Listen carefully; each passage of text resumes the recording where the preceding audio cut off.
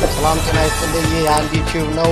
አዳዲስና ሰበር መረጃዎች እንዲደርሷችሁ ቻናሉን ላይክ እና ሰብስክራይብ እያደረጋችሁ አብራችሁን ቆዩ። የዕለቱ ትልቅ ድግስ በቡዳፔስት ተዘጋጅቷል። ዛሬ ምሽት በሃንጋሪዋ ዋና ከተማ ቡዳፔስት የሚካሄደውን የአውሮፓ ቻምፒዮንስ ሊግ ጨዋታ ዓለም በጉጉት እየጠበቀው ይገኛል።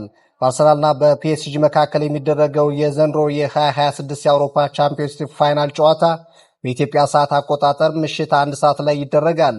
ይህን የአውሮፓ ቻምፒዮንስ ሊግ ፋይናል ጨዋታ በዓለም ዙሪያ ያሉ የእግር ኳስ ተመልካች የሆነ ሁሉ በጉጉት የሚጠብቀው ሆኗል።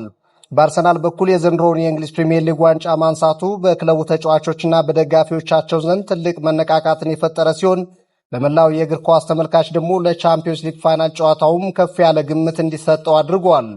ፒኤስጂዎች በበኩላቸው ያንን ፍጥነት የተሞላበት አጨዋወታቸውን በማሳየት ታምር ይሰራሉ ተብሎ ይጠበቃል።